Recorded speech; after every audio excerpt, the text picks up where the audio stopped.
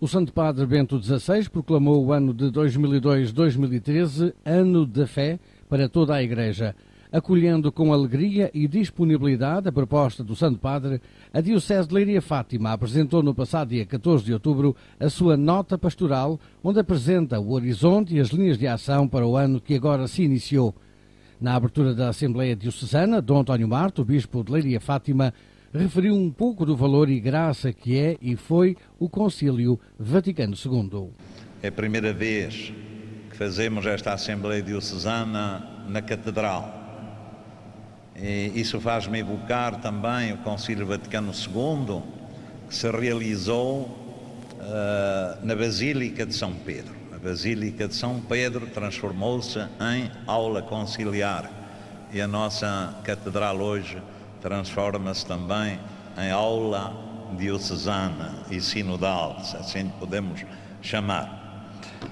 Pois por trás do Ano da Fé, de facto, está a celebração da graça, que foi esse grande concílio do Vaticano II, da sua abertura há 50 anos, e da chuva de graças que trouxe para a renovação da Igreja e para a renovação da fé dos cristãos e católicos no mundo do nosso tempo.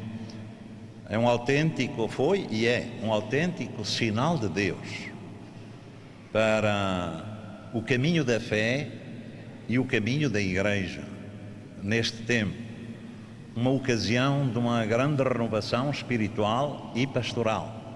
Esta Assembleia Diocesana contou com a presença do professor Marcelo Rebelo de Sousa, professor e jurisconsulto, que nos trouxe uma explanação do seu testemunho cristão acerca de como viveu o Concílio Vaticano II. Em primeiro lugar, agradecer o convite tão amigo do Sr. Dom António e dizer: não nos somos dignos, isto é, não me sinto à vontade para corresponder à sua solicitação, mas ele pediu-me um testemunho, e é um testemunho de um católico, ou como eu gosto de dizer de vez em quando, de um cristão militante, que por isso é otimista, porque tivemos e temos o dom da graça, que é o dom fundamental da nossa vida, um testemunho acerca do Concílio Vaticano II, tal como eu o vivi, ou como alguns gostam de chamar, o Segundo Concílio Vaticano.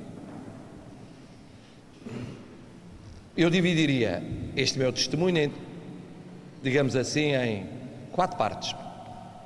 A primeira parte, explicar um bocadinho o mundo que existia quando o Papa João XXIII recebeu a mensagem do Espírito Santo e a explicitou anunciando o Concílio. A situação que se vivia no nosso país, onde eu vivia, criança, na transição para a adolescência, não havia então ainda a juventude, é uma categoria social que estava a despontar. Como é que eu o vivi, pessoalmente, e como é que eu hoje olho para trás e analiso a importância que teve na minha vida. O mundo tinha mudado imensíssimo, sem que se percebesse, nos anos 50. Eu vou recordar só algumas das mudanças, telegraficamente. Terminada a Segunda Guerra, o mundo estava dividido em 2 universos antagónicos. Era um mundo com 2 polos. Era o período da Guerra Fria. Estados Unidos da América, União Soviética. A partir de meados dos anos 50, a União Soviética tinha-se distanciado da China ou vice-versa. Havia a corrida pelo espaço e a corrida aos armamentos. Tinha-se processado a descolonização dos antigos impérios europeus ocidentais, nomeadamente o francês e o britânico. A ciência e a tecnologia conheciam avanços a um ritmo insuspeitado nas décadas anteriores. As comunicações entravam numa nova era. nomeadamente a televisão, atingia um pouco por toda a parte um número muito significativo de lares, substituindo-se à rádio. A circulação das pessoas como das ideias começava a ser vertiginosa. Do ponto de vista das ideias, ou se quiserem das doutrinas e ideologias, surgiam com muito peso os marxismos, nomeadamente na Europa, na África, na Ásia, na América Latina. E aqui e ali os relativismos, embora menos importantes do que os marxismos. Do outro lado, depois do horror da guerra, ressurgia a descoberta de um direito natural, em muitos casos de inspiração cristã, outras vezes baseada apenas nos valores, no valor do personalismo, do respeito à pessoa humana, dos seus direitos, dos seus deveres, mesmo não correspondendo a uma escolha religiosa. Ao mesmo tempo, a família começava a sofrer transformações profundas. Com a crise do mundo rural, com as novas cidades e as novas metrópoles, com os processos acelerados de industrialização e de serviços, a família ampla tornava-se cada vez mais reduzida. Isto aconteceu em algumas sociedades mais cedo, noutras mais tarde, ao longo da década de 50. As gerações aceleravam. Anteriormente falava-se em gerações de 20 anos. Passava a falar-se em gerações de 10 anos. Tudo corria mais rapidamente. As gerações que, entretanto, emergiam, as mais novas, já não tinham conhecido os horrores da Segunda Guerra. As mais velhas, sim, tinham conhecido esses horrores. A Europa conhecia, por isso mesmo, liderada por cristãos, conhecia desde meados dos anos 50 um processo de integração para evitar a repetição da guerra. Este era, muito sumariamente, um panorama do mundo em que eu, criança, ia crescendo.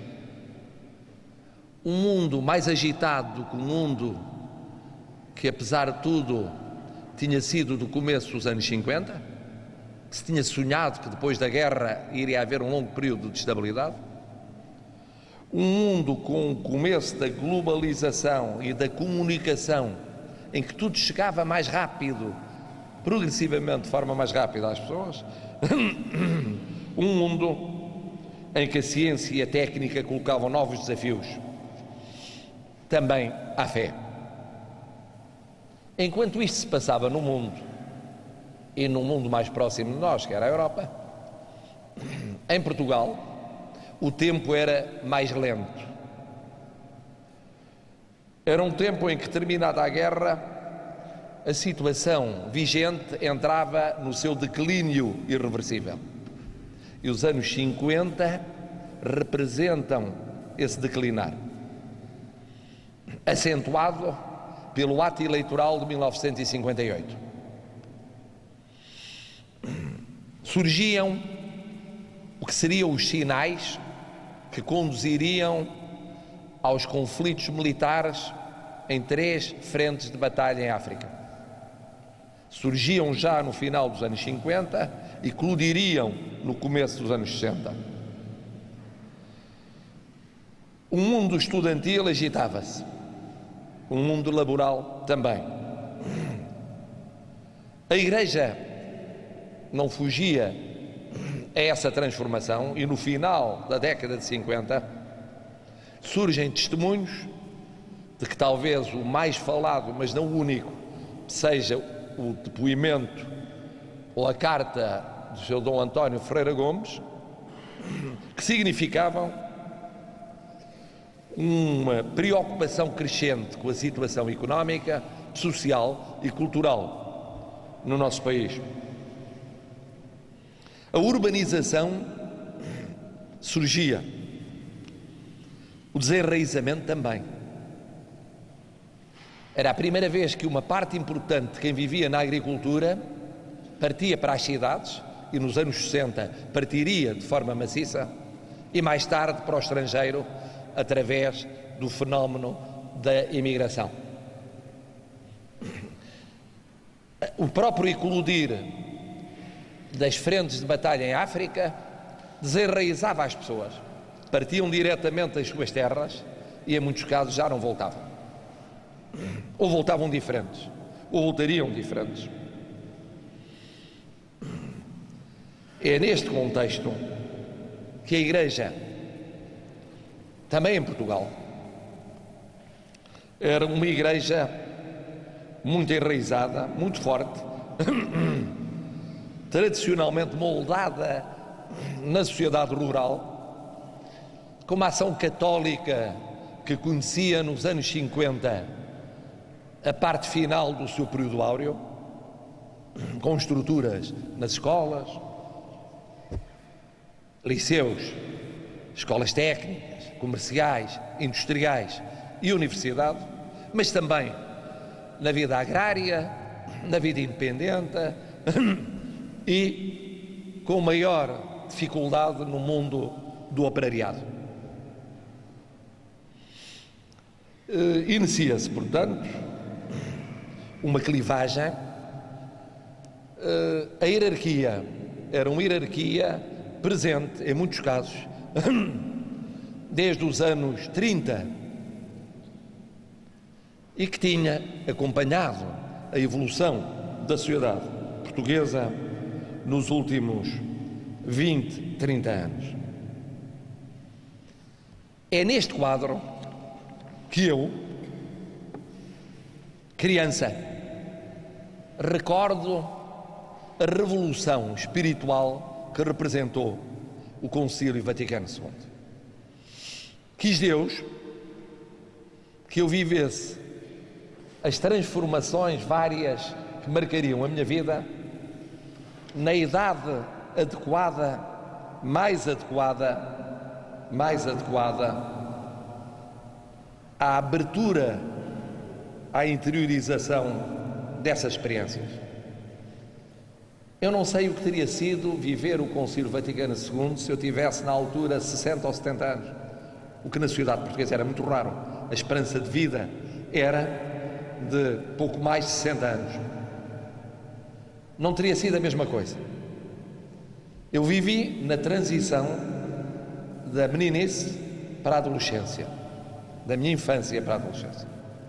Quais são as recordações que eu tenho do tempo anterior ao Concílio Vaticano II?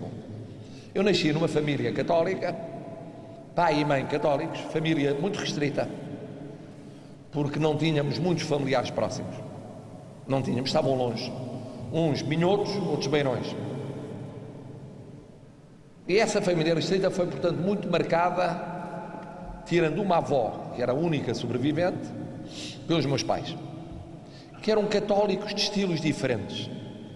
Meu pai era um católico conservador. A minha mãe era uma católica prospectiva. Ele médico, ela assistente social. Eu penso que isso tinha a ver muito também com a vivência de um e de outro. Meu pai cedo se meteu nas elites cívicas, isso o marcou, tinha um catolicismo institucional. A minha mãe trabalhou sempre no terreno, bairros de Lata, muito próxima do padre Abel Varzinho, que foi, aliás, quem me batizou, e que era uma figura muito independente e muito heterodoxa no seu pensamento e na sua prática. E, portanto, eram duas maneiras diferentes de ver e de viver o catolicismo, mas ambas muito formativas. E, portanto, havia práticas e rituais naquela nossa infância. Eu tenho 2 irmãos, mais novos do que eu, com uma distância de 3 anos. As práticas compreendiam o terço diário, prática iniciada pela minha avó, e que ela mantinha rezando com a Rádio Renascença ligada. O acompanhamento muito próximo do que era a vida paroquial. A nossa paróquia era Santa Isabel, que fica numa zona relativamente antiga de Lisboa, e portanto com uma grande intensidade de vida paroquial.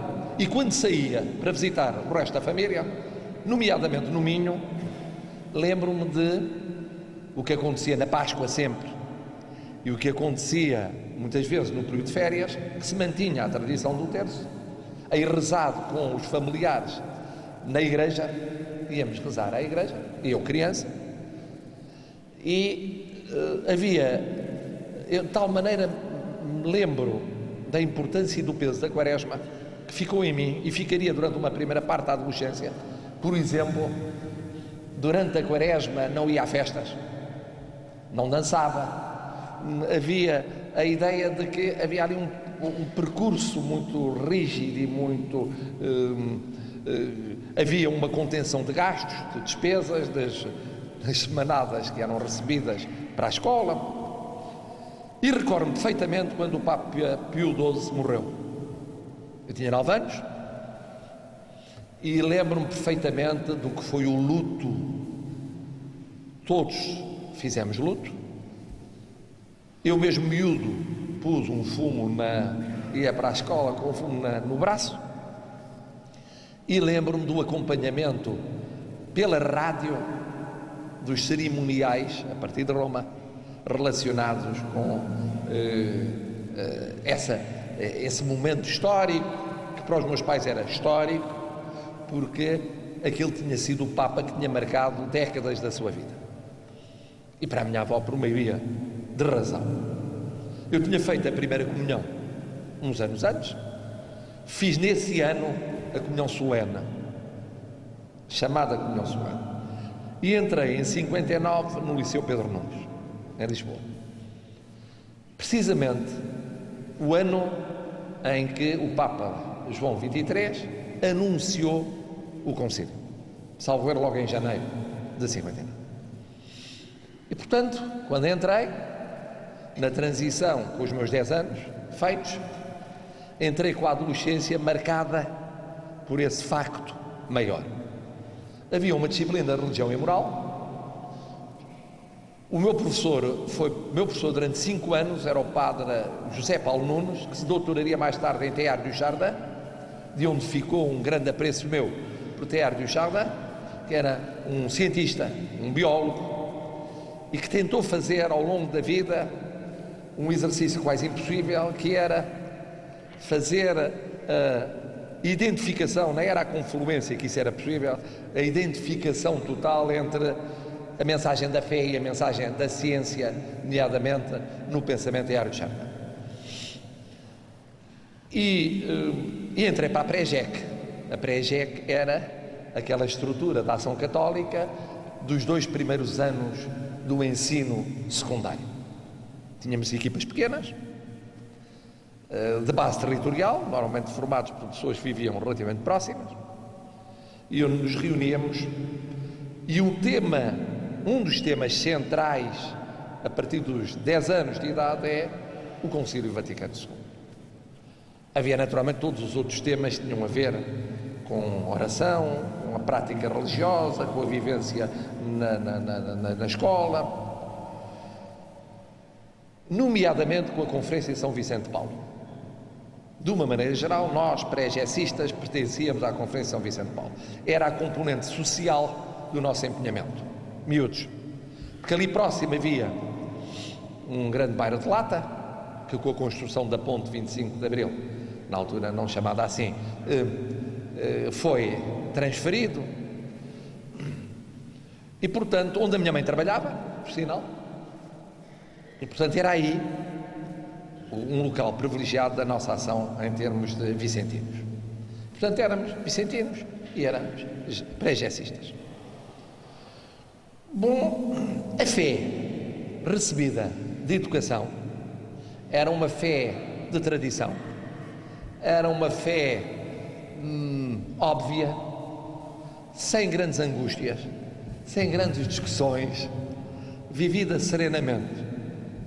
Passou a ser uma fé mais tumultuada na passagem para o Liceu e com os debates que no Liceu surgiram muito cedo, sobretudo com os nossos colegas de inspiração marxista. Se em Lisboa havia, admito que noutros pontos não existisse tanto, e portanto as estruturas que existiam era uma estrutura pró-associação, essencialmente dominada por esse tipo de sensibilidade que estava na moda no início dos anos 60, e depois a pré-JEC. E eram debates muito interessantes, colóquios permanentes, que se desenvolveram ao longo dos 5 anos seguintes, para não dizer os 7 anos seguintes do Liceu, acompanhando o evoluir do processo do Vaticano II. Bom, o concílio tem um longo período preparatório, e esse período preparatório é o período de grandes debates. O que vai ser o concílio? E como é natural, cada um sonhava o seu concílio, como é próprio da natureza das coisas. Portanto, entre 59 e 62, o que corresponde aos 3 primeiros anos da frequência do Liceu, nós dividíamos.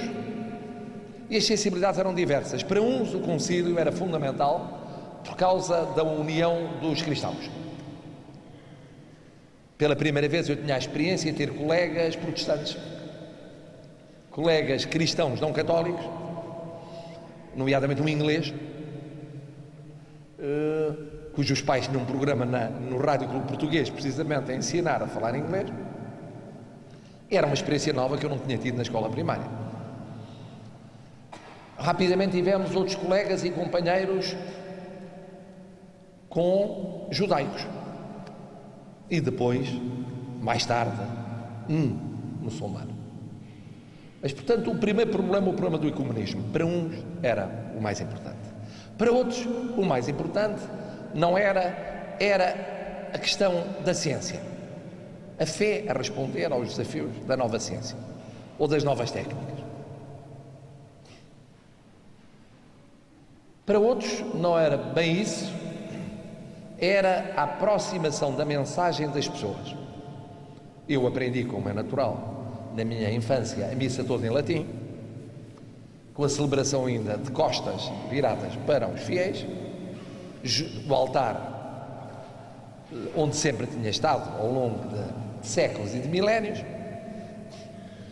e ainda hoje, quando encontro, de vez em quando, celebrações em que ao menos o Pai Nosso ou alguma outra oração é dita em latim, com grande estupefação dos presentes, tirando o celebrante, eu sou das poucas pessoas não assim tão velhinhas que acompanham, o que me foi muito útil, porque depois estudei na Alemanha, e embora falando alemão, muitas vezes participei, quando isso era o caso, em latim, e foi útil em vários aspectos da minha vida no futuro.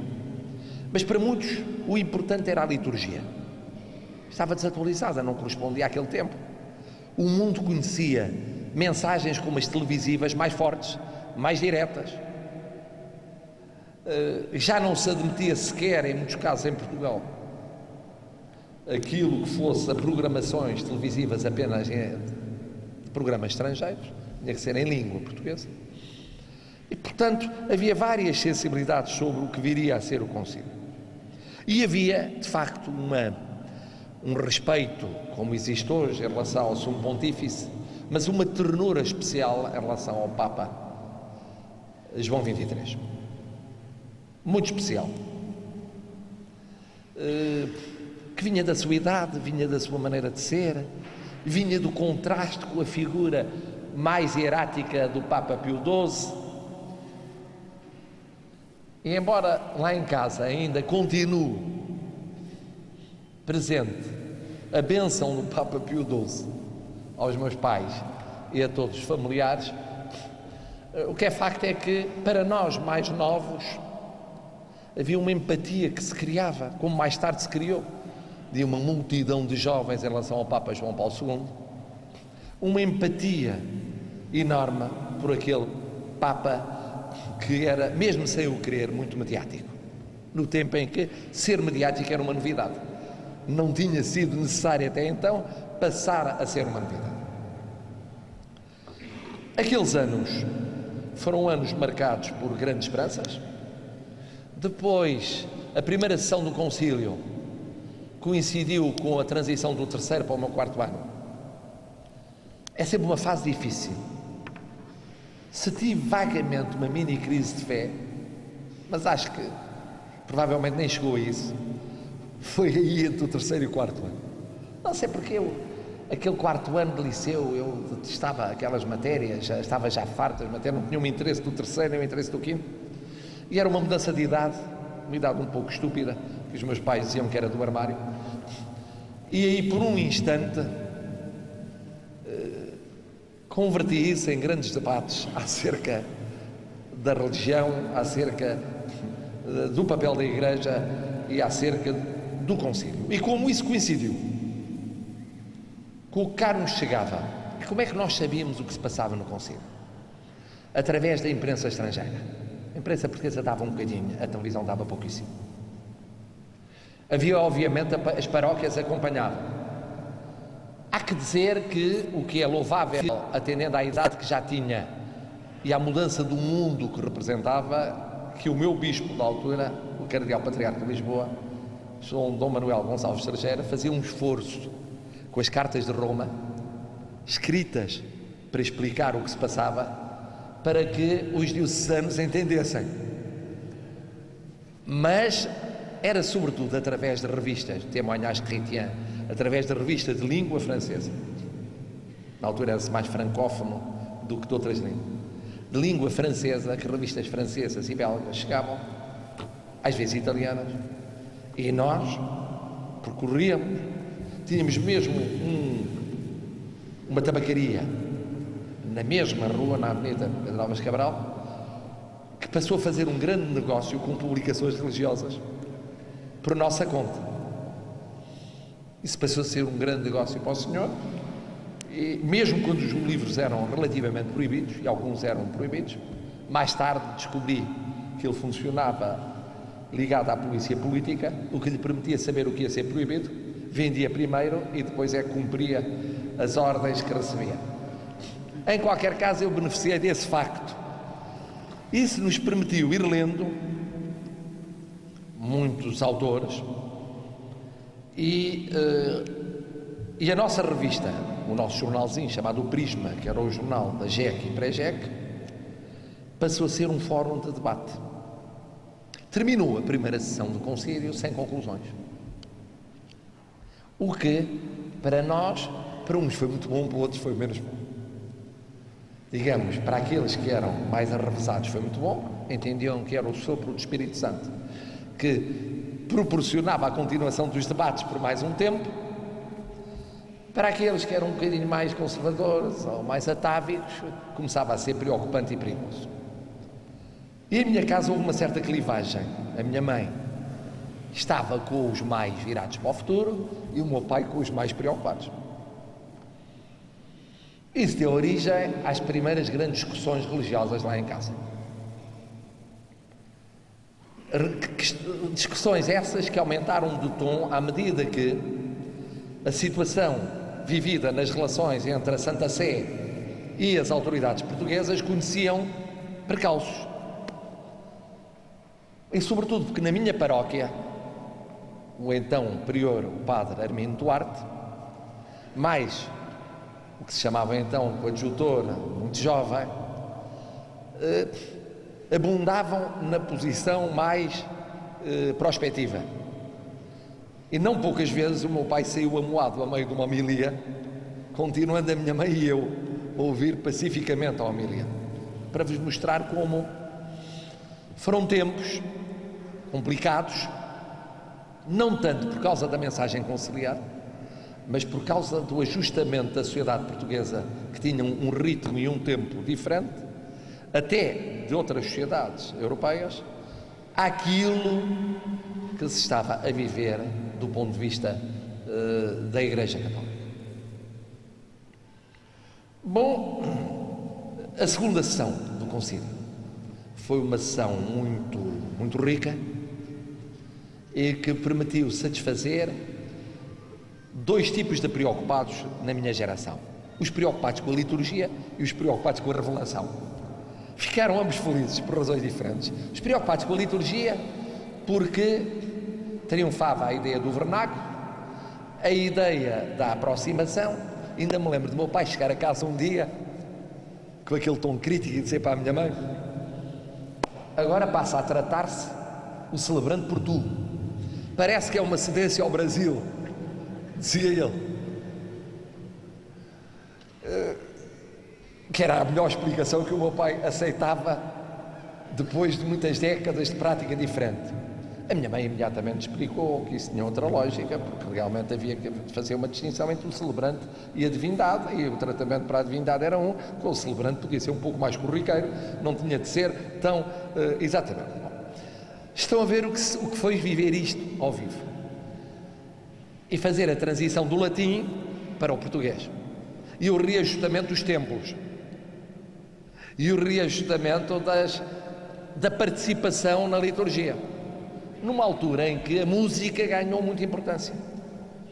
E havia um conflito de gerações que surge periodicamente, pelo menos nos sítios por onde tenho passado, quando há substituição de prior, porque há as fiéis do prior anterior que têm um coro que canta determinado tipo de músicas, e depois há os fiéis do novo prior que preferem formar um grupo diferente, e a melhor maneira é colocá-las em celebrações diferentes, a horas diferentes, para compatibilizar as sensibilidades. Mas na altura foi mais do que isso. Na altura, porque os anos 60 foram anos de música. Então surgiu a adaptação das músicas mais variadas a letras que se adequavam à liturgia. Bom, isso era feito em tons diferentes, em estilos diferentes, em momentos diferentes, a velocidades diferentes, conforme as paróquias e conforme as dioceses. Quando eu ia a Braga, que foi sempre a minha segunda diocese, encontrava um estilo um pouco diferente do estilo de Lisboa. A mudança litúrgica, portanto, foi, entre aspas, uma certa revolução. Mas teve aspectos muito estimulantes e muito importantes, que foi começar a permitir um grau de participação crescente das pessoas, dos mais jovens, entusiasticamente, dos menos jovens, paulatinamente. Era outro mundo. Demorou um tempo, demorou uma década ou mais a ser absorvido. Depois foi a revelação. E aí não havia nada de novo, de substancial. Aliás, o concílio, por definição, todos os concílios, este era o 21º, no essencial não tocam naquilo que é o núcleo duro da nossa fé. Trata-se apenas de explicitações na linguagem do nosso tempo. Na expressão que eu, aliás, no outro dia até retive do Papa João XXIII, quando anunciou, ou quando abriu o concílio, dizia: um passo em frente na penetração doutrinal, na formação das consciências, segundo as formas de estudo e literárias do pensamento moderno. Era, no fundo, a utilização de uma linguagem e de uma forma de explicar mais, por um lado mais acessível, e por outro lado já incorporando maneiras de pensar do novo tempo. Não se pensa ao longo da história da humanidade da mesma maneira. Mesmo quando o que se diz é o mesmo, diz-se de formas diferentes. A terceira sessão do concílio foi ainda mais interessante. A terceira, a quarta, a quinta. Porque... 63, 64, 65. Porquê? Portanto, terceira. Porque permitiu, no fundo, a aprovação de uma série de documentos-chave sobre a Igreja no mundo, Lumen Gentium, sobre a Igreja na sociedade contemporânea, Gaudium et Spes, sobre o papel dos leigos, sobre a unidade dos cristãos, bem entendido, sobre as igrejas orientais, que mereceram um documento próprio, sobre a educação cristã, sobre todas as realidades essenciais que tiveram um tratamento específico. Foi, de facto, um trabalho brutal. o dos anos 63, 64, 65, quarto só. E em 65 estava eu com os meus 16 para 17 anos, e do que se tratava então era já não de discutir sobre o que era, o iria ser o Concílio Vaticano II, mas de interiorizar, assumir o Concílio Vaticano II. O que parece muito fácil, mas não era muito fácil, porque eram documentos riquíssimos, muitos, e nós estudávamos cada um deles, discutia-se cada frase, porque é que este parágrafo é assim, porque é que não é, e, portanto, assumi-los e vivê-los. No entretanto, tinha havido um grande acontecimento, o grande encontro da juventude. Assim como a inauguração do monumento de Cristo Rei marcou o fim de um ciclo da Igreja Católica em Portugal, correspondeu no fundo ao ciclo que vai dos anos 30 ao final dos anos 50, e corresponde a gerações que foram muito marcantes na vivência. O grande encontro da juventude marca a charneira para uma nova época. A ação católica começava a entrar em crise. Essa crise seria progressiva, como houve em algumas dioceses a crise de vocações. Os anos 60 foram anos muito de grande ruptura, grande ruptura comportamental, que chegou primeiro à Europa, depois, mais tarde, ao nosso país. E o grande encontro da juventude foi a última grande manifestação de ponte entre gerações, entre os mais velhinhos da ação católica, a Maria Lourdes Pintacilgo, o João Salgueiro, e os mais novinhos que estavam a entrar, e em que nós éramos dos mais novos, apesar de tudo não tínhamos entrado ainda na universidade. E foram de todo o país para Lisboa. A minha casa vieram das Beiras, claro, e do Minho, e lá ficaram naquele tempo muito militante de participação. Entretanto, João XXIII tinha morrido. E o Papa Paulo VI, não me perguntem porquê, foi um Papa de quem eu fiquei um admirador, como é que eu hei de dizer, entusiástico, que é estranho, contrastava na sua aparente frieza com João XXIII. Era uma pessoa intelectual, mais Pio XII com quem tinha trabalhado do que João XXIII, aparentemente mais distante, mais frágil, menos empático, menos avôzinho, protetor. Mas calhou na fase da minha vida que foi aquela transição, 5º ano, 6º ano, 7º ano e depois a universidade, em que os debates doutrinários atingiram a sua máxima expressão. Os debates filosóficos, debates teológicos. E o que impressionava nele era a tarefa enorme, pesadíssima, de conduzir a bom porto um concílio e de aplicar as conclusões do concílio numa igreja que obviamente tinha sido muito profundamente remoçada, renovada, mas também agitada pelo concílio. E ele teve de enfrentar situações muito complicadas.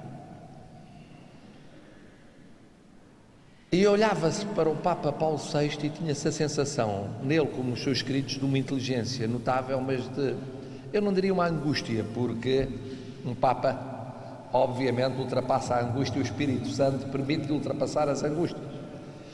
Mas a dor de assistir ao que era um parto complexo. E cá fora depois a sobrevivência da criança num contexto difícil.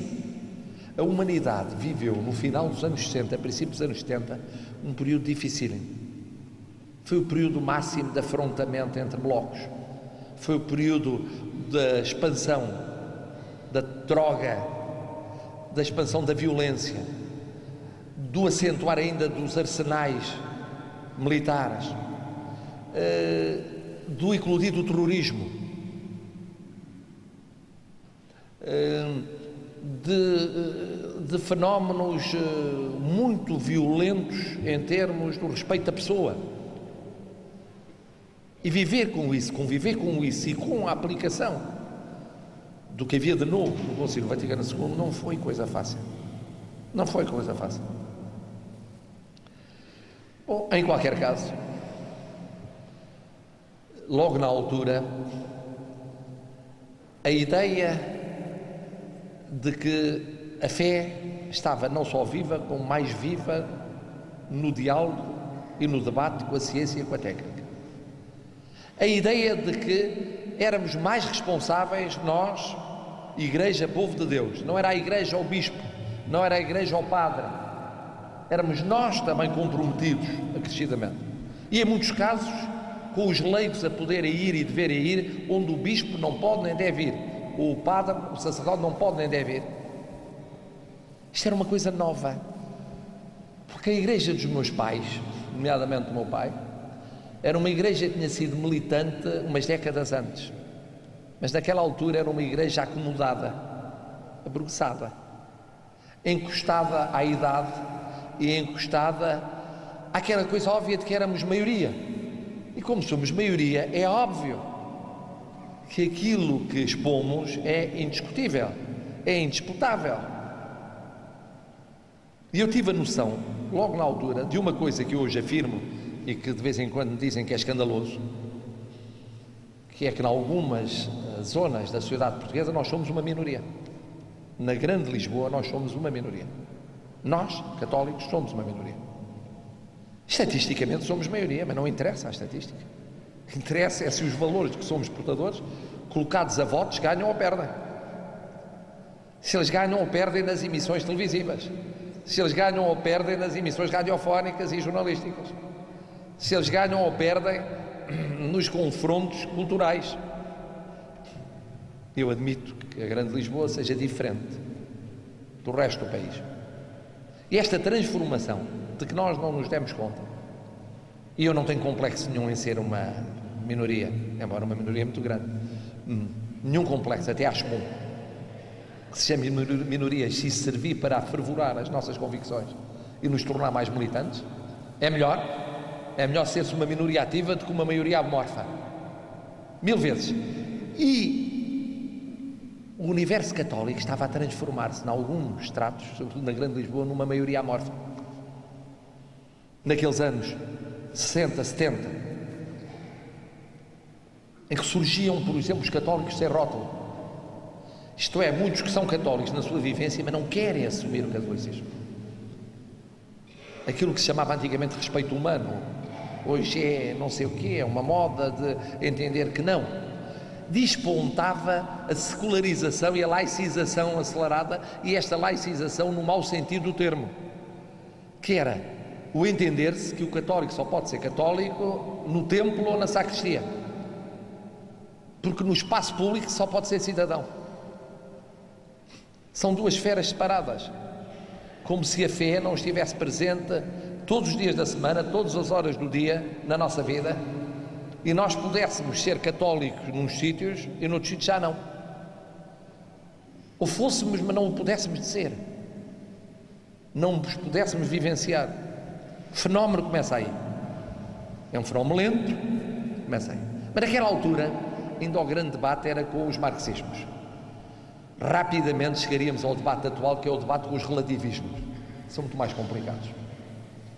Eu prefiro os debates de convicções com outras convicções. O mais difícil é debater convicções com quem não tem convicções. Ou tem a que for necessária em cada momento para perseguir fins particularistas, e, portanto, mutantes. É muito mais difícil o debate com os relativismos, que são uma ressurreição do século XVIII, recauchutada, do iluminismo do século XVIII.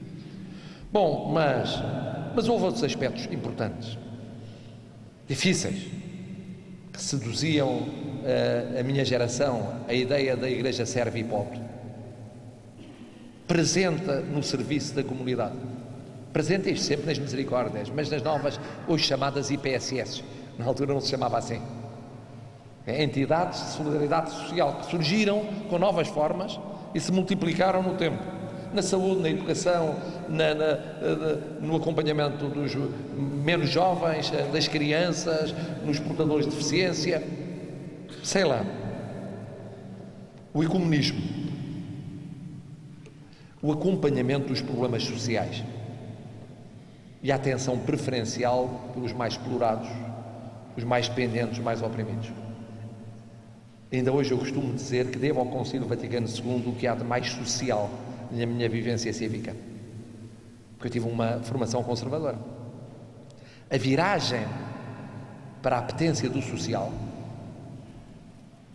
trabalho nas zonas críticas de Lisboa, que mantivemos e que mantenho, ou o voluntariado, vem daí também. A ideia de uma nova evangelização. A nova evangelização começa no Vaticano II. Em larga medida ele existe porque se percebe que era preciso uma nova evangelização. Muitas sociedades iam deixar de ser baseadas na agricultura, sociedades fechadas, tradicionais, com a família ampla, em que conviviam gerações diferentes, os netos, os filhos, os pais, os avós. Passava a ser uma sociedade desenraizada, com novas estruturas comportamentais, com novos tipos de comunicação e de circulação. E para isso era preciso uma nova evangelização. E quando a ideia de nova evangelização é retomada agora, quando digo agora, já foi lançada por João Paulo II e aprofundada por Bento XVI, é nascendo do Vaticano II.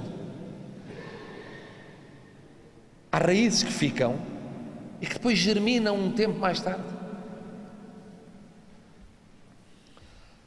Claro que, olhando, e esta é a parte final do que vos queria dizer, olhando para trás, eu de vez em quando encontro amigos, mesmo companheiros de percurso, que não têm, muitas vezes, exatamente a mesma visão que eu tenho do Conselho. E alguns são figuras importantes do clero, o que mostra a abrangência do povo de Deus que somos. O meu querido parceiro de caminhada, o cônego João Seabra, por exemplo, por dar um exemplo de alguém com quem fiz a caminhada desde o segundo ano de liceu até ao fim da universidade. E eu tenho ouvido críticas ao Concílio que eu acho muito injustas, e vou aqui tentar recenseá-las e rebatê-las. A primeira, que estaríamos melhor se não tem havido o Concílio Vaticano II. É uma visão completamente errada. Estaríamos neste momento, para já era impossível conceber esses cenários. O mundo não teria deixado de fazer a evolução que fez. Estaríamos com uma igreja largamente italiana, para não dizer europeia, não global, sem instrumentos de evangelização, de comunicação, que não teria acompanhado esse tempo. O reajustamento, quanto mais tarde fosse feito, pior era. E hoje temos a igreja a florescer em África, na Ásia, na América Latina, a ser um fenómeno ainda mais universal do que aquela igreja que muitos identificavam com aquela visão de origem centrada na bacia do Mediterrâneo. Isso foi no mundo e foi na igreja, e já não volta a ser.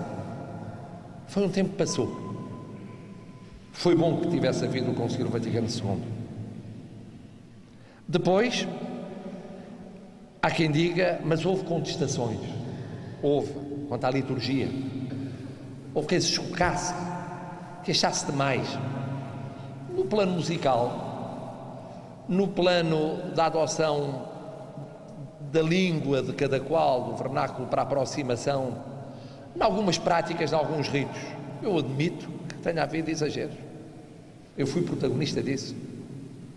Numa fase de vivência nos anos 70, em celebrações mais ou menos restritas, admito que muitas vezes foi um bocadinho longe demais.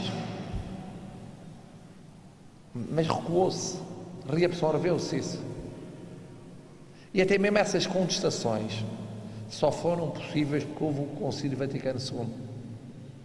Elas foram úteis para um processo, sobretudo no domínio da liturgia, de repensar, de esbater, de atenuar excessos. Cada vez que eu me lembro das orações de fiéis que de facto existiram e que foram elaboradas na altura,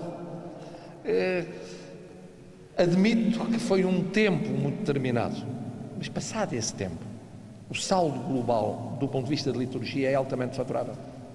Há músicas com mais gosto ou menos gosto, há umas mais felizes, menos felizes, mas eu pergunto-me, por exemplo, quando vou a celebrações e vou muitas vezes dar aulas a outros continentes, mas é legítimo no Brasil, e mesmo dentro do Brasil, que é um mundo, em vários pontos do Brasil, esperar que a música nas celebrações seja a mesma que é na Europa ou que é na África? Não é. Há tradições, por exemplo, às vezes umas curiosíssimas. Em Moçambique, vou dar aula, há a tradição de ouvir o Evangelho sentado. Não me perguntem porquê. Eu da primeira vez ficava de pé e olhava à volta e dizia, Angola já não, mas em Moçambique não é apenas a homilia, é o Evangelho. As pessoas sentam-se para estarem com mais atenção a acompanhar o Evangelho, menos cansada. Eu prefiro a postura de pé de respeito, é a palavra do Senhor. Portanto, há comportamentos que variam de sociedade para sociedade, e essa ductibilidade não é essencial para a nossa fé e pode ser muito importante para a passagem da fé, para a apreensão da fé. Terceiras críticas, dizer, o concílio foi muito conjuntural, foi marcado pelo tempo em que foi feito. Quem ler os documentos vê que foi profundamente estrutural. Houve uma leitura conjuntural que foi feita em cima do acontecimento, como há sempre. Sai um documento novo, sai uma lei nova, sai uma Constituição nova e há uma leitura em cima do acontecimento. Depois eu ensino aos meus estudantes que não se interpreta uma lei em função da história do momento em que nasceu, mas há uma interpretação objetivista atualista. Interpreta-se em função da evolução do tempo e das circunstâncias. E o tempo permitiu, obviamente, criar uma riqueza e descobrir pistas e descobrir caminhos novos naquilo que na altura era o que apaixonava mais os cristãos. E já agora os não cristãos foram marcados profundamente pelo concílio. Depois, de vez em quando, encontro quem diga, pois é, mas o concílio aponta para uma ideia que é uma ideia que é impossível, que é a ideia da nova evangelização. É impossível. É preferível sermos poucos e bons. O mundo está perdido. Mais vale sermos poucos e bons do que estarmos a perder tempo e a gastar o nosso latim com quem não tem salvação. Esse ponto de vista só tem um pequeno problema. É exatamente o contrário do que diz o Evangelho. É o único pequeno problema. Quer dizer, tirando ser um ponto de vista respeitável como todos, o que nos é dito é ide e passai a mensagem. Não ficai juntos, os que receberam a graça, felizes, fechados, longe do mundo, a dizer, olha, nós estamos santificados. Nós, se estivermos todos juntinhos, o risco de pecar é menor, porque nós somos os santificados, e aquilo que temos de fazer lá fora deixa de ser uma incumbência impossível, porque não é possível, o mundo está louco. O que nós vemos todos os dias é uma loucura, porque é que devemos perder tempo com essa loucura? Mas nós somos mandados perder tempo com a loucura. Precisamente, era mais cómodo não perder tempo. As bem-aventuranças são isso. E essa é a grande diferença em relação ao Antigo Testamento. Não é só não pecar por ação, é não pecar por omissão. Peca-se por omissão, se deixarmos de fazer o que devemos fazer no mundo. Mas é muito difícil esta ideia que o concílio não criou, mas explicitou, porque ela existe desde o tempo de Cristo, que é a ideia que somos deste mundo, mas não apenas deste mundo, mas estamos neste mundo. Nós somos para além deste mundo, estamos numa peregrinação. Mas nesta peregrinação, nós temos a obrigação de começar a criar eternidade neste mundo. Não é só, ora, vamos guardar todos para o momento do encontro com a eternidade. Todos felizes, todos fechados. Não, é exatamente o contrário. É incómodo, é difícil, Às vezes parece impossível, parece. Eu tenho a teoria que Deus Nosso Senhor nos dá sempre aquilo de que precisamos para enfrentar os desafios. Nós achamos que não, mas dá sempre. É cada vez mais complicado, Quando eu vos disse que em muitos sítios somos minoria, é mais complicado. Eu ir a certas escolas secundárias na periferia de Lisboa e encontrar um jovem católico que me diz: na minha turma e no meu ano eu sou o único católico. Isto era uma coisa impensável há 50 anos. Provavelmente está enganado porque há os católicos sem rótulo, que ainda não descobriram que o são e que o podem ser com rótulo. Mas quer dizer, é outro mundo, é mais difícil evangelizar aí. É muito mais difícil. Pegar nos que foram batizados e lembrar-lhes que são batizados. Pegar naqueles que foram crismados e lembrar-lhes que foram crismados. Mas isso não é razão para renunciarmos. Outros dizem, o Concílio Vaticano II foi o fim de um tempo. Isso foi. Mas não foi uma mudança radical na fé. A fé é a mesma. Foi o fim de um tempo de vivência de uma certa fé. Mas a história da Igreja é feita de fases diferentes em que a fé foi vivida de forma diferente. No tempo da Inquisição vivia-se de uma certa maneira. Hoje não temos Inquisição. No tempo dos romanos foi vivida de formas diferentes. São Paulo, quando falava para comunidades diferentes, falava de maneira diferente. No uso da língua e na forma de comunicação. Porque os destinatários eram diferentes. E, portanto, é evidente que houve o fim. A mudança de muito que era uma linguagem ou um certo tipo de aproximação ou de passagem da mensagem evangélica. Mas o essencial da mensagem lá ficou, e mais do que isso, surgiram novos meios para potenciar, num mundo muito difícil, em tempo acelerado, a transmissão dessa mensagem. Ou seja, eu entendo que nenhuma das críticas dirigidas ao Vaticano II é justa. Quer por crentes, quer por não crentes. Quando muito serão críticas dirigidas a excessos ou exageros ou turbulências que houve na sequência de um concílio, que houve sempre na sequência de todos os concílios, em todos os tempos da história da humanidade e da Igreja encaminhada com a humanidade. E em contrapartida o que houve de riqueza em relação a nós leigos, de exigência, de responsabilidade. Isto está a haver. Em relação ao clero, em relação aos nossos bispos, a própria concepção dos sínodos episcopais, está agora reunida uma assembleia de um sínodo episcopal, representa a percepção de que não é possível haver agora concílios do pé para a mão. O anterior tinha sido em 1869, 90 anos antes. Mas é possível ir aprofundando a mensagem conciliária em geral, ir aprofundando a nova evangelização através do encontro dos bispos em sínodo, que estão presentes em todos os cantos do mundo. E essa mensagem de colegialidade orgânica, estruturada, também foi enriquecida pelo concílio. Esta é uma maneira de trabalhar que não era fácil antes e se tornou fácil e possível depois, que enriquece os que lá estão e os que partem para as suas dioceses e para as suas igrejas.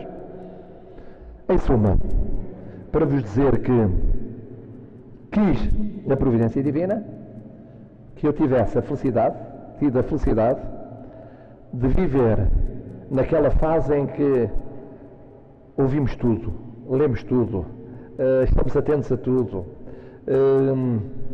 há um crescer fisicamente, mas há um querer crescer espiritualmente, que é a passagem da infância para a adolescência e depois para a idade adulta. Não havia juventude, passava-se aos 17 anos logo para a idade adulta. Que nessa fase crucial eu pudesse um percurso tal que vejo as ironias do destino. Os meus pais foram, a partir de meados dos anos 70, viver para o Brasil. No Brasil tiveram de se adaptar a uma liturgia bem mais arrojada do que aquela que chocava o meu pai em Portugal. E eu, estupefacto, encontrei o meu pai nos anos 80 a aceitar pacificamente e entusiasticamente uma liturgia contra a qual rabujava nos anos 60, e depois voltaram para Portugal nos anos 90 e morreram já depois do fim do século, no começo do século. E é muito impressionante, eles não tinham uma noção. Eu também não lhes dizia muito. A minha mãe dizia, o meu pai não dizia. Para quê? Que ele tinha sido profundamente moldado pelo Concílio Vaticano II. Eu tinha, a minha mãe obviamente tinha, mas o meu pai, que tinha sido o mais resistente de todos, sem querer, na forma como rezava, na maneira como via a vida em comunidade, na maneira como participava liturgicamente, na maneira como se relacionava com não cristãos, outros cristãos que não católicos, por aí adiante, em tudo isso estava profundamente marcado, e já com uma idade muito avançada, profundamente marcado por aquela experiência que nos marcou a todos e continua a marcar, porque é uma mensagem que não está esgotada, porque no fundo é uma projeção de uma fé que nós sabemos que nunca se esgotará.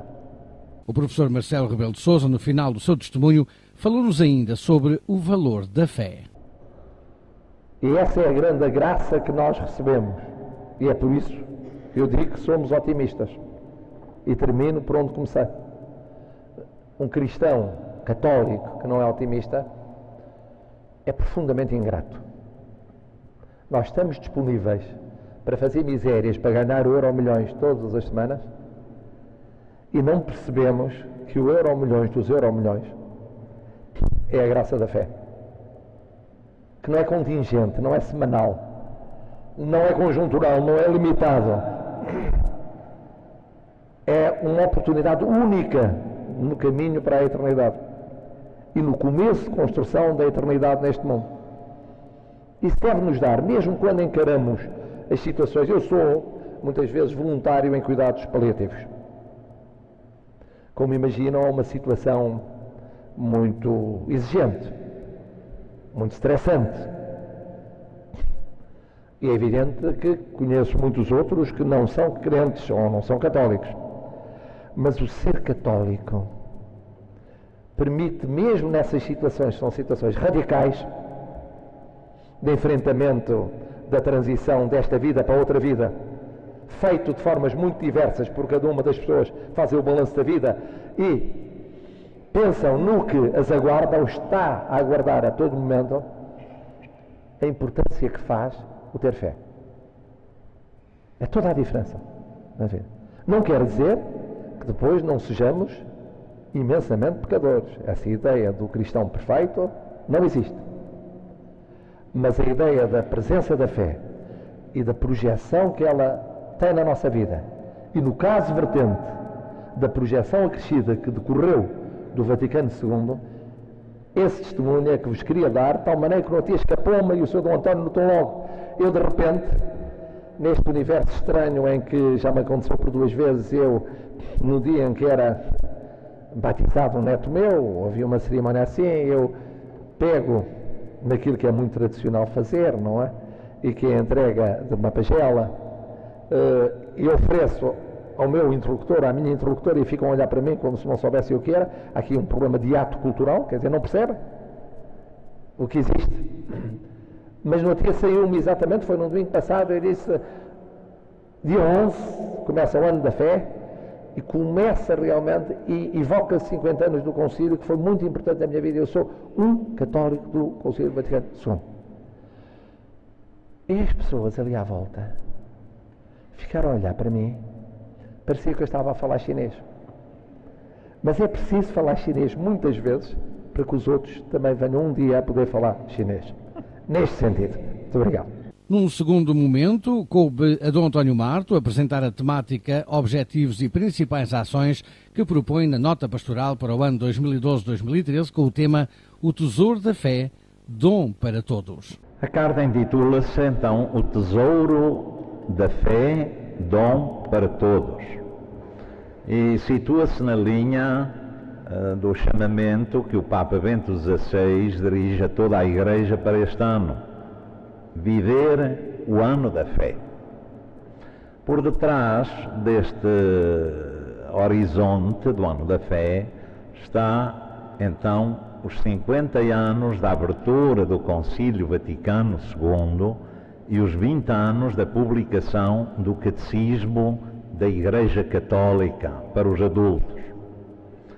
O Papa quis celebrar estas datas e quis que elas não se reduzissem a efemérides passageiras de um dia ou uma semana comemorativas e, portanto, apenas ou então a eventos mediáticos, como podia ser o de hoje. Daí, então, que proclamasse um ano da fé, uma vez que o Concílio pretendeu pôr o mundo moderno em contacto com a energia, a força vivificante do Evangelho de Cristo. E hoje sentimos ainda mais esta necessidade. De maneira que começamos então por um diagnóstico que torna ou nos faz ver a urgência deste ano da fé e de uma série de iniciativas para vivermos com alegria, frescura, a nossa fé cristã, redescobrir a alegria de acreditar e reavivar o entusiasmo de comunicar e testemunhar a fé. O diagnóstico refere-se sobretudo ao Ocidente. Em África, na Ásia e na América é diferente. No Ocidente estamos a viver uma crise da fé. Não é só, a crise não é só da fé, é toda uma crise de ordem cultural. Como estão a ver, esta crise que nós estamos a atravessar, socioeconómica, tem por detrás de si uma crise cultural de ordem espiritual e moral. Estamos a viver grandes transformações, gigantescas transformações, que têm repercussões também na dimensão religiosa e de que nós, às vezes, ainda não nos damos plenamente conta. Neste mundo plural e pluralista em que vivemos, que tem coisas belas, fascinantes, mas também riscos muito grandes. E então, estamos a assistir a uma crise também de fé, que afeta até os próprios cristãos, crentes cristãos. Para muitos, Deus é um grande desconhecido ou esquecido.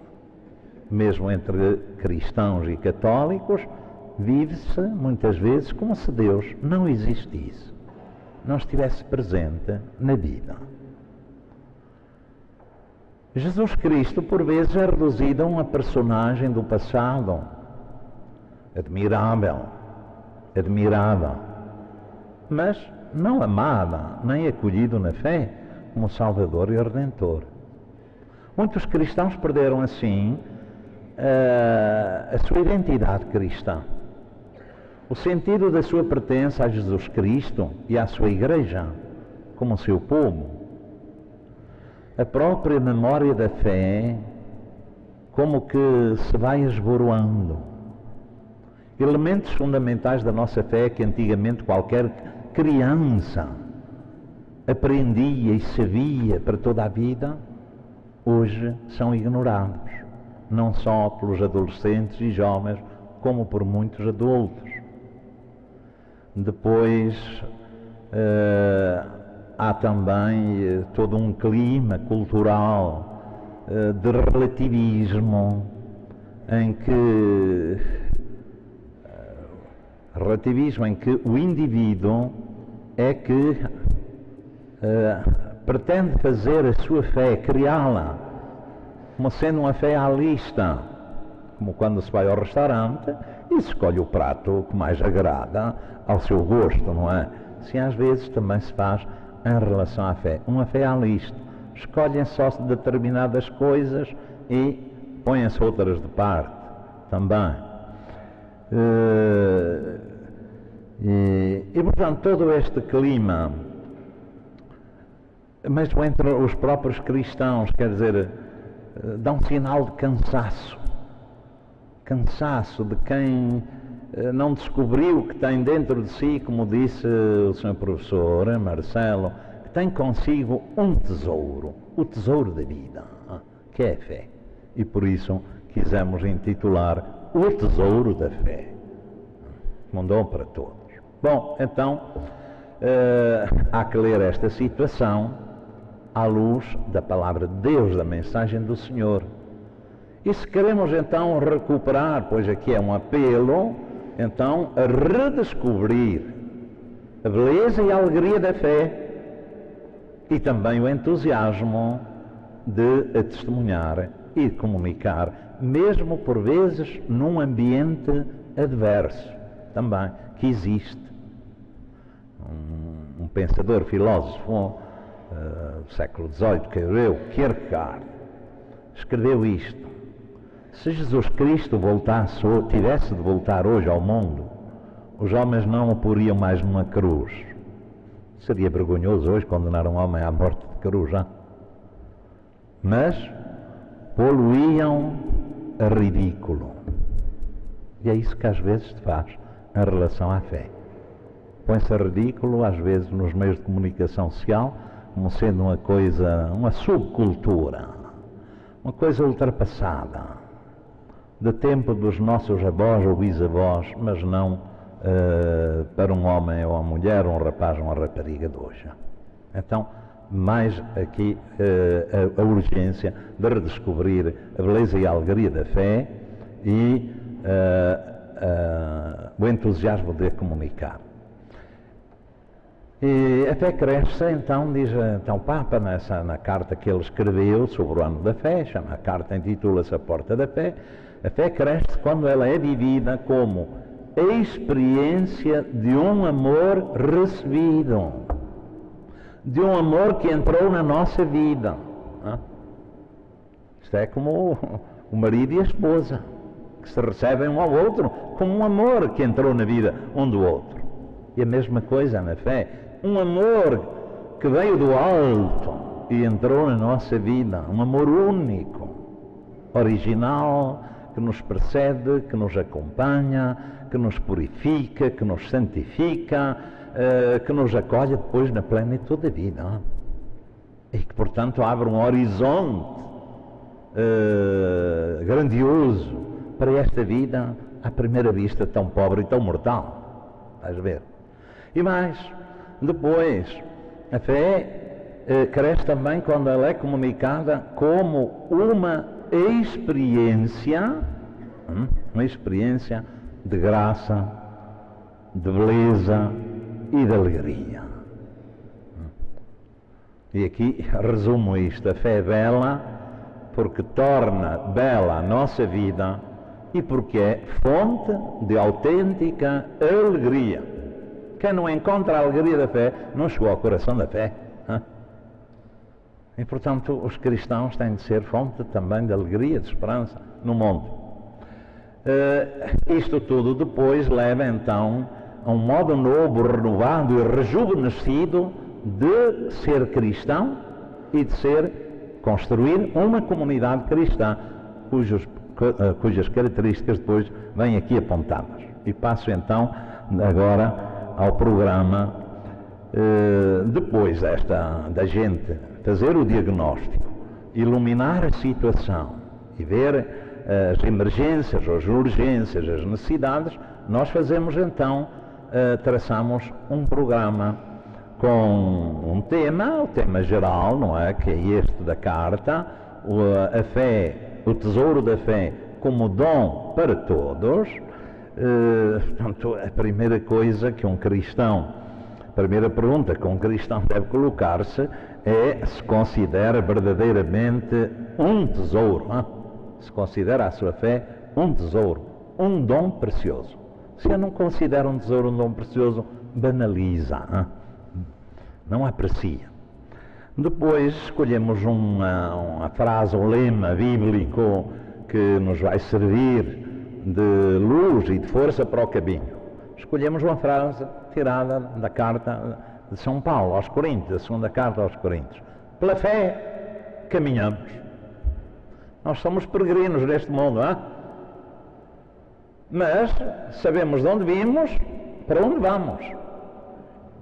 E sabemos que não caminhamos às escuras. Há uma luz para o caminho.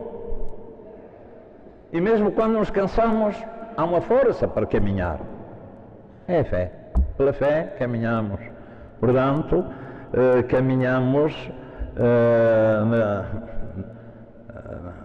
na luz da palavra de Deus, da força do seu Espírito, na esperança e na confiança do seu amor e na esperança de chegar à plenitude da vida. Hein?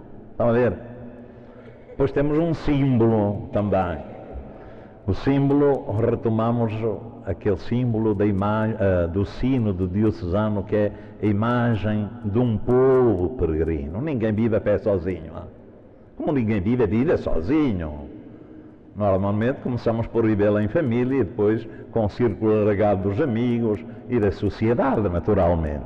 Também nós somos, como cristãos e crentes, católicos, um povo de peregrinos que caminhamos lado a lado uns com os outros, em que nos apoiamos.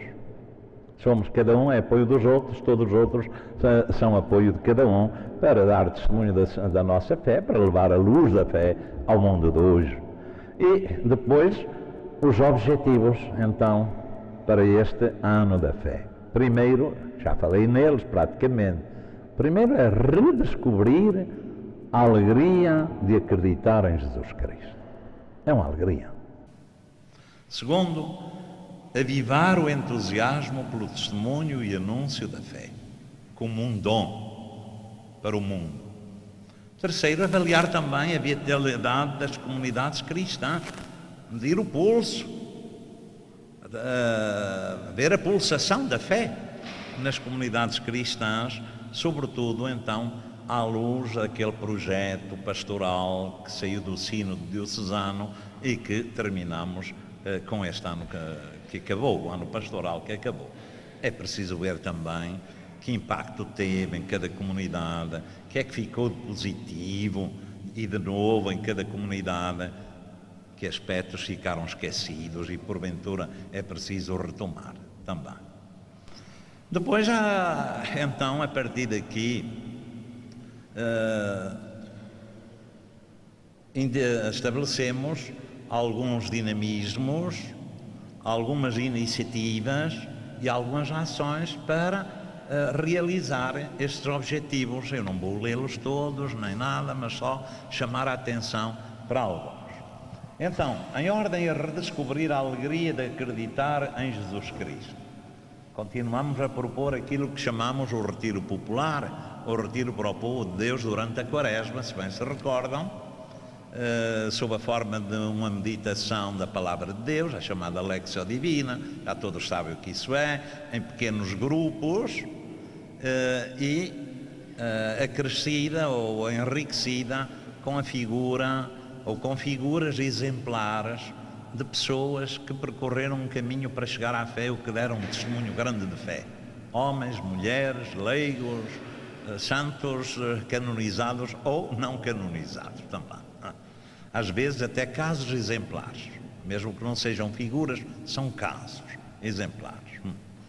Depois, propomos também uma celebração em cada comunidade, durante o tempo da Quaresma, uma celebração da profissão de fé, ou da confissão de fé, que é o credo. O credo. O credo não é uma lenga-lenga, de verdades que a gente recita e que acredita com a cabeça. O credo é uma confissão das maravilhas da graça que Deus realizou para nós e conosco. Creio em Deus Pai Todo-Poderoso. Quando estou a dizer isto, tenho de o dizer com o coração. Estou a chamar a Deus Pai. E estou a dizer que eu não sou um mero fruto do acaso da evolução que para aqui veio, sem saber como, nem porquê, nem para quê. Não, mas que sou um filho amado, querido por Deus. Estão a ver? É muito diferente do que papaguear uma coisa que se aprendeu de cor como um papagaio.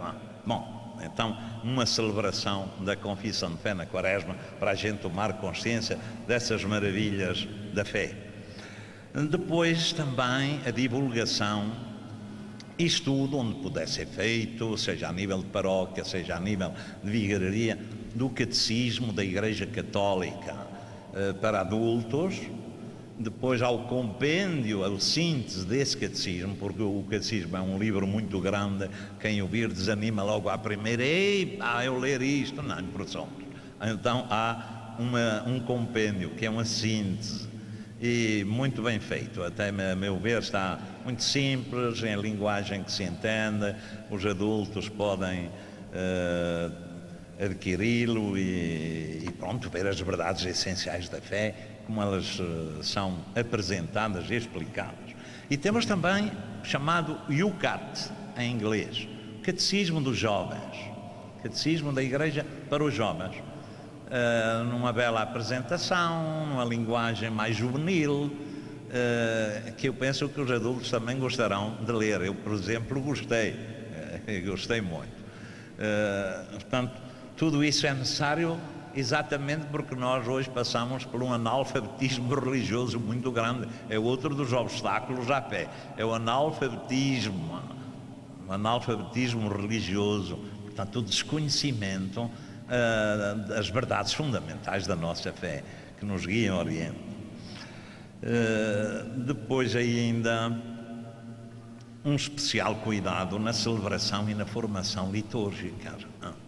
As celebrações da fé são também um reavivar da fé, porque a fé não se vive só a nível da cabeça, engloba a pessoa inteira, corpo, alma, sentimentos. E portanto na celebração da fé, a celebração exprime a nossa fé e plasma, vai modelando, é Deus que nos vai modelando também na fé. Depois, para o segundo objetivo, para avivar o entusiasmo pelo testemunho e anúncio da fé. É a dimensão missionária da fé, sobretudo em relação àqueles que às vezes se afastaram por diversos motivos, que perderam o entusiasmo da fé, que passam por crises, por dúvidas, por interrogações. Isto é normal. Passar por as dúvidas, as interrogações da fé. Então temos de dar oportunidade às pessoas de partilharem as interrogações, as dúvidas, as crises, os dramas às vezes, que trazem consigo e que os impedem de viver a fé. Chamamos-lhe isto as tenda da fé. Portanto, promover serões ou tertúlias de diálogo e de partilha sobre a fé em grupo, porque as pessoas hoje têm necessidade de falar e de falar de coisas sérias. Não é só falar das telenovelas e do futebol, tudo tem o seu lugar, mas também falar da fé com toda a liberdade dos filhos de Deus, de quem conversa amigavelmente uns com os outros e partilha.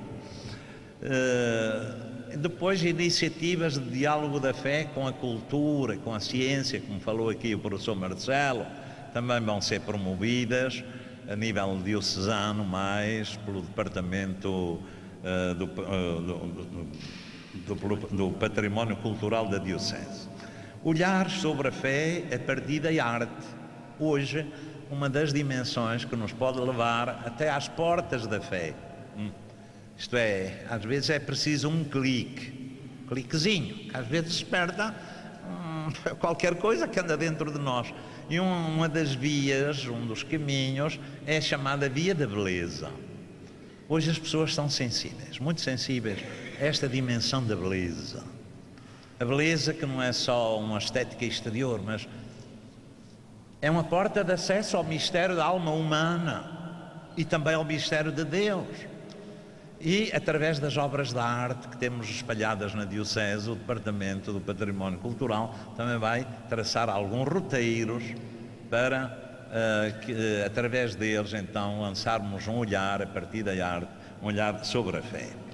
Depois, então, há uma realização também da Festa da Fé. Já fizemos uma vez a Festa da Fé, vai para 3 anos, agora será uma edição renovada, não vamos repetir o mesmo, na cidade de Leiria, portanto dentro da cidade dos Homens, no dia 31 de maio, 1 e 2 de junho de 2013. Então eu peço agora aqui, carecidamente, aos párocos, aos membros dos conselhos pastorais e dos grupos paroquiais, catequese, por exemplo, que nesses dias não marquem outras atividades. Vai haver a festa dos escuteiros, já está programada para esse fim de semana, para esse domingo. Vai haver também a festa da catequese do grupo dos adolescentes, também já está programado para esse fim de semana. Portanto, e depois haverá outras coisas. Está uma comissão a trabalhar para isso. Para avaliar depois a vitalidade da fé das comunidades cristãs, vamos realizar 2 iniciativas, pelo menos, outras, mas pelo menos 2. Os encontros vicariais, que tem sido já uma tradição, não é? Um encontro em cada vigaria, em que eu estou sempre presente este ano, serão para dar a conhecer, então, a graça e as graças do Concílio Vaticano II para a renovação da nossa fé e para a renovação da vida eclesial das comunidades e da Igreja. Portanto, será uma coisa muito simples, acessível a todo o povo, na base de um PowerPoint, em que não será cansativo.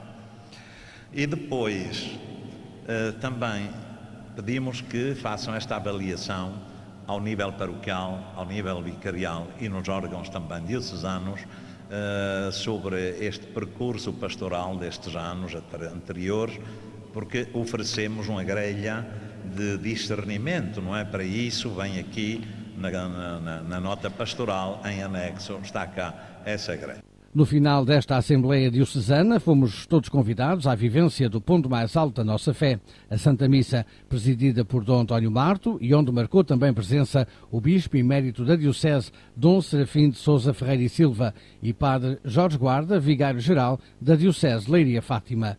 Na homilia da Eucaristia, Dom António Marto brindou-nos com algumas palavras onde exprimiu a sua alegria pela presença de mais de meia centena de sacerdotes, outros tantos religiosos e religiosas e cerca de 800 leigos que encheram por completo a Sé de Leiria. Quero mais uma vez exprimir-vos